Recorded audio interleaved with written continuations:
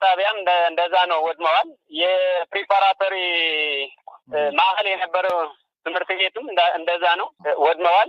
እንዳለ ይሄ የመንግስትና ዋና የመሰረተ ልማቶች ከሚባሉት የወደሙናቸው እስካሁን ግልጋሎት የማይሰጡ ናቸው። ይህ ውድመት ከሚፈጥረው ኢኮኖሚያዊና ማህበራዊ እንቅስቃሴ መስተጓጎል በተጨማሪ ከሰላም ስምምነቱ በኋላም ጭምር ዳግም ተሰርተው አሊያም ተጠግነው ወደ ስራ አለመመለሳቸው በህብረተሰቡ ዘንድ ቅሬታ የፈጠረ መሆኑ ኃላፊው ጨምረው ይናገራሉ። አግሪመንቱ በኋላ አሁን ወደ መልሶ ግንባታ ወደ ልማት እንገባለን የሚል ተስፋ ነበረው። አሁን ግን ባለው ሁኔታ ቅርና የመሰረተ ልማት ግንባታና መልሶ ግንባታና ይቀር ችግሩ ከጊዜ ወደ ጊዜ እየጨመረ የነበረውን የጠፋው ለመመለስ ይቅር እንደ ሰው ሰርቫይቭ ለማድረግ ችግር ላይ ነው ያለው ህብረተሰቡ። የትግራይ ጊዜያዊ አስተዳደር በበጀት ውስንነትና ሌሎች ምክንያቶች በሚፈለገው ልክ የዳግም ግንባታ ስራዎች እየተከወነ አለመሆኑ በተደጋጋሚ ይገልጻል። ይሁንና ከዓለም አቀፍ ተቋማት ጋር በመነጋገር የዳግም ግንባታ ስራዎች ለመከወን እንቅስቃሴዎች ስለመኖራቸውም ያመለክታል። በትግራይ ጊዜያዊ አስተዳደር የዳግም ግንባታ ጉዳዮች አስተባባሪ ኢንጂነር ቴዎድሮስ ገብረእግዚአብሔር ባለፉት ዓመታት የወደሙ ጤና ተቋማትና ትምህርት ቤቶች ጨምሮ ሌሎች ወደ ስራ ለመመለስ የጥገና ስራዎች መከናወናቸው የሚገልጹ ሲሆን በቀጣዩ 3 ወራት ይህ በከፍተኛ መጠን ለመከወን የተጀመሩ እንቅስቃሴዎች ስለመኖራቸውም ያመለክታሉ። በቀጣዮቹ 3 ወራት 284 ትምህርት ቤቶች፣ 98 ጤና ተቋማት፣ 558 የንጹህ ውሃ ማዕከላት በዓለም ባንክና በሌሎች ተቋማት ድጋፍ ጥገና ይደረግላቸዋል። ይህ ተጠቃልሎ ሲታይ በአንድ ጊዜ 1258 ፕሮጀክቶች በተለያዩ የትግራይ አካባቢዎች ጥገና ይደረግላቸዋል። ፕሮጀክቶቹ ወደ ስራ ለማስገባት ጨረታ ወጥቶ ውል ታስሯል። የስራ እንቅስቃሴም ተጀምሯል። እነዚህ ፕሮጀክቶች በ3 ወራት ሊጠናቀቁ ነው እቅድ ተይዞ እንቅስቃሴ ላይ ያለ ነው።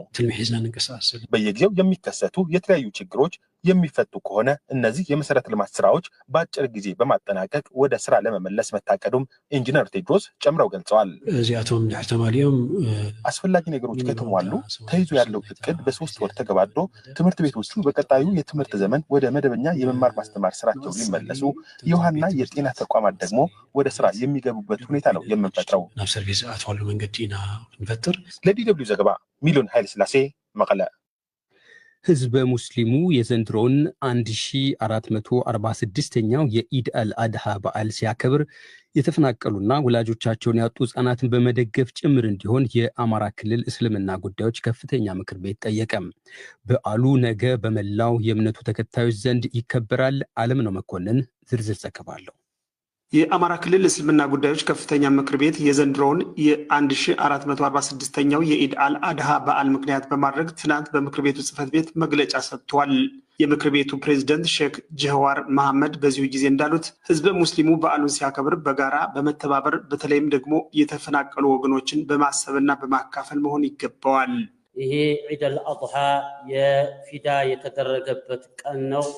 የእርድ የምናከናውንበትም ቀን ነው። ይህን ዒድ በሰላም በደስታ አብረን የምናደርገውን ነገር በሙሉ ለወገኖቻችን፣ ለሚስኪኖቹ፣ ለጎረቤቶቻችን፣ ለተፈናቃይ ወገኖቻችን አድርጋችሁ አብረን እንድንውል ማለት እፈልጋለሁ። የፍቅር የወዳጅ የሰላም መሆን ይጠበቅበታል። ያው ዒዱን ተመልክቶ ሁላችንም ያለ ሰላም ዒዱ መሆን አይችልምና ሰላም ሆኖ እንዲውል ሁላችንም በያለንበት ቦታ የራሳችንን አስተዋጽኦ ማድረግ ይጠበቅብናል ማለት እፈልጋለሁ። የኢድ አልአድሃ በዓል እርድ በስፋት የሚካሄድበት በዓል መሆኑን የጠቀሱት ደግሞ የአማራ ክልል እስልምና ጉዳዮች ከፍተኛ ምክር ቤት የትምህርትና ዳዕዋ ዘርፍ ኃላፊ ሼክ መሐመድ ኢብራሂም ሃይማኖቱ በሚፈቅደው መሰረት ለምስኪኖች ማከፋፈል እንደሚገባ አስረድተዋል።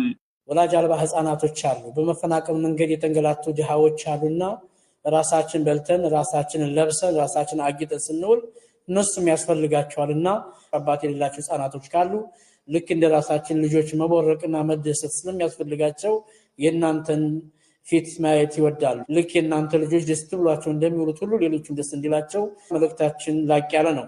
በዚህ ዕለት የምናከናውናቸው ክንውኖች የምናርዳቸውን እርዶች ዝም ብለን ወደ ቤታችን ብቻ ማስገባት ሳይሆን 1/3ኛውን ለድሃዎች በማካፈል 1/3ኛውን ደግሞ እንግዳ መቀበያ በማድረግ 1/3ኛውን ደግሞ ለቤት በማስቀመጥ በዚህ መንገድ ስጋን እንጠቀማለን ማለት ነው። ተተኪው ትውልድ መስጠትን ከኛ ወላጆች ማየትና ልምድ ማድረግና በተግባር ማሳየት አለበት ሲሉም ሼክ መሐመድ ተናግረዋል። በየትኛው መንገድ ይሁን ልጆቻችን ህፃናቶች መማር ያለባቸውን ከኛ በመስጠት መማር አለብን። ምክንያቱም ስንሰጥ ልጆቻችን እንድናስተምራቸው የምንሰጠውን ስጦታ በልጆቻችን አማካይነት እየታደለ ማየታችን ልጆቻችን የመስጠት ባህሪያቸውን ያዳብራልና ልጆቻችንን በመስጠትና በፍቅር እናሳያቸው ይገባል ነው። በምንቀበል ሰዓት ደግሞ በተለይ ወላጅ አልባ ህፃናቶች ካሉ እነሱን በመንከባከብና በማገዝ ሊሆን ይገባል የሚል መልእክት ነው ያለኝ። በአማራ ክልል የኦሮሞ ብሔረሰብ አስተዳደር አባገዳ አህመድ መሐመድ በበኩላቸው ሙስሊሙ ማህበረሰብ ሃይማኖቱ በሚፈቅደው መሰረት በዓሉን ማክበር እንደሚገባ ጠቁመው በአገራችንና በአማራ ክልል ሰላም ሰፍኖ ሁሉም በሰላም ወጥቶ የሚገባበት ጊዜ እንዲመጣ ፈጣሪን በጸሎት መጠየቅ እንደሚገባ ለዶይቼ ቬለ በስልክ ተናግረዋል። የፍቅር ነው፣ የአንድነት ነው።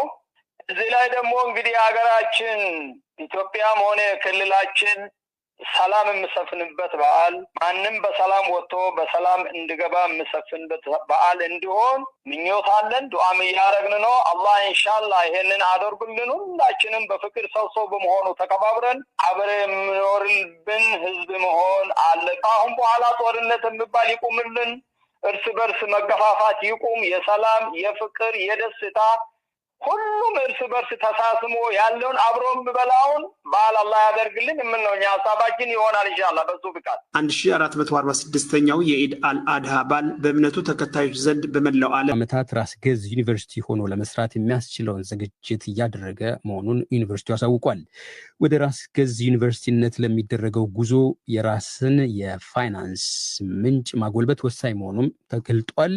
ለዶይቼ ቬለ አስተያየታቸውን የሰጡ የዩኒቨርሲቲው የምርምርና የማህበረሰብ ጉድኝት ምክትል ፕሬዝዳንት ዶክተር ኢሳቅ ዩሱፍ ዩኒቨርሲቲው ለምርምር የሚውለውን 75% ያህል የበጀት ምንጭ በራሱ ማመንጨት መጀመሩን ገልጧል። የድሬዳዋ ወኪላችን መሳይ ተክሉ ዝርዝር ዘገባ ልኮልናል። በሀገሪቱ በቀጣይ ተልኳቸው የምርምር ተቋማት ተብለው ከተለዩ 8 ያህል ዩኒቨርሲቲዎች አንዱ የሆነው ሐረማያ ዩኒቨርሲቲ በመንግስት የተሰጠውን ኃላፊነት